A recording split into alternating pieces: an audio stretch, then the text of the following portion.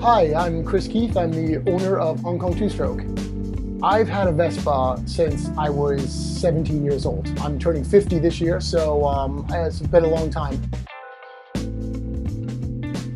There's just something about the sound and the feeling and style that is really appeals to me. The Italian design, and it's just a really great product. Best design from it, I think it's the best design that came out of Italy. The new models, I do like the design, but I feel they're really complicated.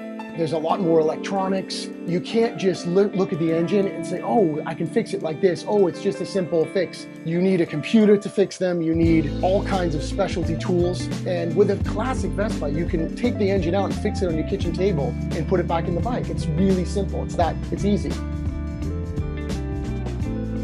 So many experiences on the Vespa. But a really good experience, funny. I was in London and I was going out for dinner and I was all dressed up and I decided to take my bike for, take it out and drive and park in front. So as soon as I get to the restaurant, I'm in a suit, I'm driving and the clutch cable breaks right when I get there. So I said, do I fix it now or do I fix it after I eat? So I said, okay, I'll fix it. No, it's not that difficult. Luckily I had the tools to do it with me and an extra cable. But it's funny because I'm in a really fancy restaurant in London on the sidewalk in a suit, laying down under the bike, fixing it. And people were walking by going, what's this guy doing? And then I get to the restaurant and I fix the bike and get inside. My hands are all dirty, wash my hands and sit down at the table. And it only took me maybe 20 minutes, but still it was a long enough time. Everyone's like, where were you? I said, I was outside just laying on the sidewalk. So for me, my funny experience on a Vespa.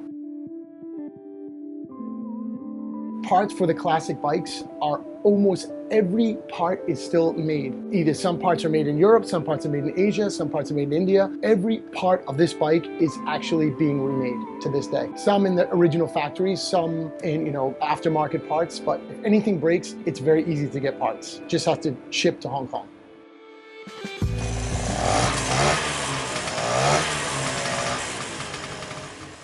Balancing one of these bikes is if the bike is stationary and just sitting here, yes, it's not balanced. But once you start driving it, it balances itself. So it's not that difficult to drive. It's as easy as pretty much driving any motorbike. The engine is on this side, on the right side of the bike, and the left side of these classic bikes is a storage compartment. So to drive it, once you're going, it's very simple. I like the Vespa, the PX200. I think they're not yet a classic. They're becoming a classic.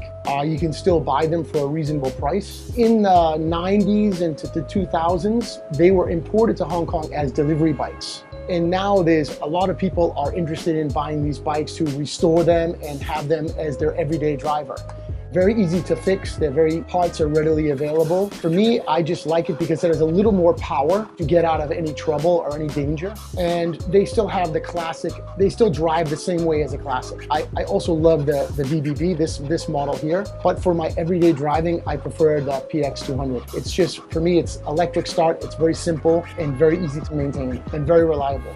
The one word I would use to describe a Vespa is, I would say that it's romantic. They are very romantic bikes. I drive a Vespa every day.